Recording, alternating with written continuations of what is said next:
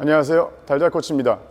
오늘은 백발리에 대해서 얘기할 건데요. 제가 요 앞전에 컨티넨탈이 어렵다면 치팅 컨티넨탈을 좀 잡아서 나의 불편함을 조금 해소해 줄 수 있다. 그건 손 모양에 따라서 조금 바뀔 수가 있다 라고 설명드렸는데요. 치팅 컨티넨탈을 잡고 백발리가 어렵다라고 하시는 분들이 많았어요. 그래서 그건 어떻게 넣는지에 대해서 어떻게 사용해야 되는지 오늘 설명드리려고 합니다. 근데 치팅 컨티넨탈에서 백발리가 어려운 분들, 이게 면이 너무 포발리를 두껍게 잡다 보니까 제가 이거 조심해야 된다 그랬죠.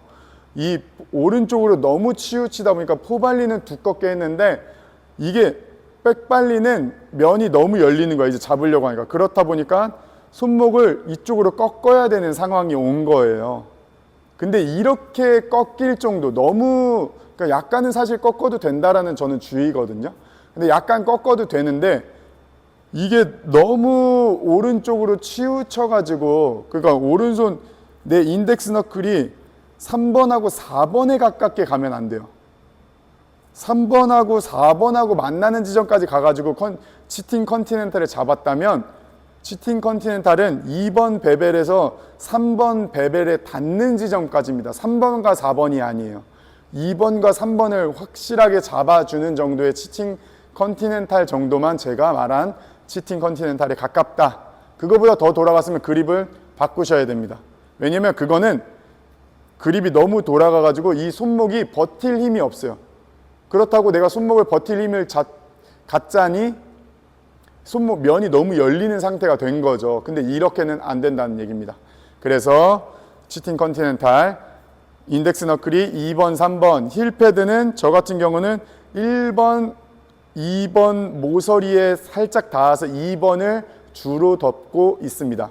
그래서 그럼 그립은 제가 말씀드린 대로 잡았다고 가정을 하겠습니다. 그리고 파즈하는 손목의 모양인데요. 이 상태에 이제 팔을 어깨 중심 축으로 쭉 뻗었잖아요. 지금은 저는 이제 카메라 쪽으로 약간 기울인 상태입니다. 이 상태에서 기울였으면 손이 뻗어지는 과정과 라켓이 뻗어지는 이 라인이 거의 일자예요. 근데 내가 그립을 잡았는데 치팅 컨티넨탈을 좀 더 돌려 잡았다. 뻗으면 이게 돌아가 이렇게.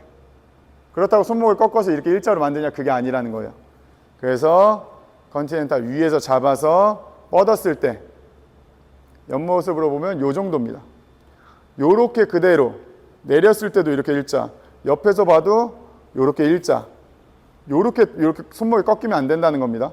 손목 위 윗라인을 일자로 만들었을 때 중심에 있어서 손목을 살짝 45도 세워주는 게 발리다. 이 각도는 변하지 않아요. 그래서 수직으로 일단은 세워서 발리 힘을 주는 게 포인트이다. 물론 저도 어떨 때 필요할 때는 이 중심에서 손목을 좀 꺾어서 두껍게 밀 때도 있어요. 있는데 이렇게 베이스를 이렇게 잡지는 않죠. 힘이 부담이 많이 오니까. 그래서 팔에 부담이 많이 오니까 이렇게 하는 것들은 지향하는 편입니다. 지향하는 편인데, 그래서 중심 여기서도 들어. 그러니까 수직으로 들었어요. 45도 그대로 빼. 그리고 앞으로 줘. 수직으로 팔 그대로 들었어요. 45도 그대로 빼. 그대로 줘. 그대로 뺐어요. 앞에 빼. 그대로 들어. 물론 상황에 따라서 손목을 써서 앞에서 이렇게 칠 수도 있습니다. 손목이 지금은 이렇게 꺾여 있는 상태입니다. 그래서 필요하다면 낮은 공들은 손목을 더 세우잖아요. 우리가 낮으니까. 그러면 손목의 고정이 어떻게 돼? 이렇게 돼. 열려, 반대로. 기본 베이스 열려. 면 열어서 낮은 공들은 발리, 두꺼운 공들은 반대로 이쪽으로. 이렇게 공을 처리하는 방법들이 있다. 그래서 이게 굉장히 어렵긴 합니다. 손목이라는 게 그때 상황에 따라서 적용을 어떻게 할 거냐예요. 근데 가장 중요한 건 내 손목에 길을 잡아주는 것도 물론 중요합니다만, 손목으로 접근하면 라켓 면이 분리되는 경우가 너무 많아요. 그래서 손목으로 제가 먼저 어떤 파지법들을 보여드렸지만, 발리는 낮으면 면을 중심으로 열어줘. 그럼 손목이 고정됐겠죠. 그럼 중간이면 중립으로 잡아줘. 하이야 약간 두껍게 만들고 싶어. 그럼 여기서 면을 두껍게 만드는 거야. 이렇게 면을 중심으로 움직인다는, 그냥 옆으로 좀 볼까요? 낮아. 그럼 면을 열어. 이건 면을 연 거죠. 손목을 꺾는다는 개념이 아니에요. 면을 열어. 그럼 중간에 손목이 그대로 들고 있는 거야. 들어. 공을 좀 두껍게 만들고 싶어. 이렇게. 공을 두껍게 만들고 싶어. 그럼 두껍게 치는 겁니다. 이런 식으로 적용 방법이 조금씩 다르지, 이게 그립을 돌려서 한다는 거는 조금 다르다. 그래서 적용 방법이 조금씩 다르지 손목을 이렇게 할 거야 저렇게 할 거야는 대체로 그렇게까지 생각은 하지 않는다. 손목은 어디서 끝나요? 파지하는 방법만 정확하게 잡아줘도 괜찮다. 그래서 요 그립으로 공 치는 것들을 한번 보여드릴게요. 지금은 정확하게 파질해서 위에서 눌러서 잡았습니다. 그리고 45도 세울 거고요. 45도 세운 상태에서 손목은 테이크백 그대로 앞에서 들어가. 근데 힘을 주는 게 이제 궁금하잖아요. 힘은 라켓이 앞으로 가야 힘이 나는 거야, 백발리는. 근데 여기서 조금 더 두껍게 치고 싶다. 손목을 꺾어서 두껍게 친다고. 여기서 손목을 꺾어서 두껍게, 손목을 꺾어서 두껍게. 근데 공이 좀 열려서 누르고 싶어. 그럼 열어서 눌러줘. 좀 높았네요. 열어서 눌러줘.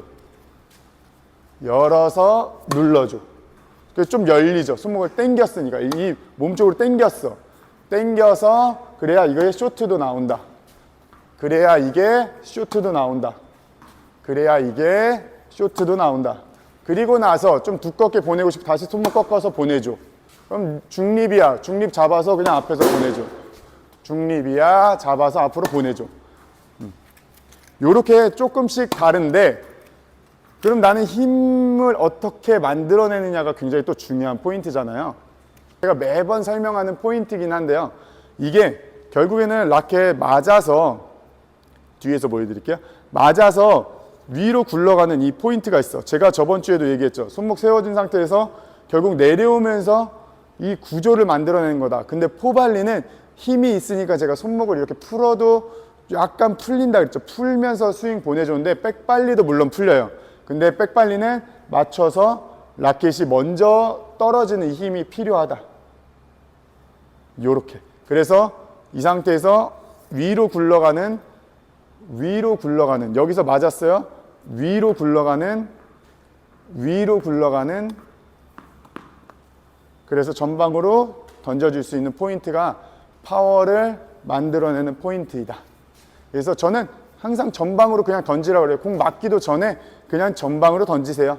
미리 던져야 돼. 맞고 나서 뭘 하려고 하면 안 된다고 했죠. 그래서 미리 던져본다. 안 돼? 그럼 왼손으로 던져서 본다. 왼손으로도 그냥 던져봐. 물론 이렇게 하진 않습니다. 이렇게 하는 경우도 많지만 이거는 정석은 뒤로 가지만 남자들은 이렇게 해서 힘이 붙을 수도 있지만 힘이 처음에 안 느껴지면 던지면서 붙인다. 그리고 여성분들은 양손으로 하는 경우도 많다. 헤드를 근데 결국에는 전방으로 던져야 힘이 제대로 발생하게 되고 스윙 타이밍도 정확하게 잡을 수 있다. 그래서 오늘 치팅 컨티넨탈을 잡고 발리를 어떻게 접근을 해야 되는지, 손목들을 모양이 바뀌는 거에 대해서. 손목은 항상 하나가 아니에요. 하나로 접근하는 게 아니라 필요하면 어떻게든 눌러서 여기서도 열어서 또 깎을 수도 있죠. 각을 많이 내려면. 그런 것들이 다 다르다. 그래서 중간 파지법을 꼭 세워보시고. 근데 내가 이렇게 똑바로 들었는데 막 꺾여 있어. 그럼 난 지금 발리 컨티넨탈 그립을 파지를 잘못하고 있다.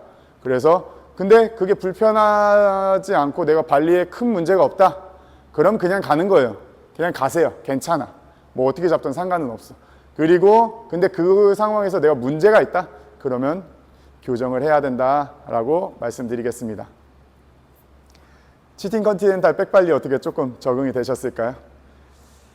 백발리에 대해서 궁금한 것들도 많으시겠지만 궁금한 것들은 댓글 달아주시고 오늘도 열심히 했으니 좋아요 부탁드리고요. 오늘은 여기까지 하겠습니다. 감사합니다. 달달코치였습니다.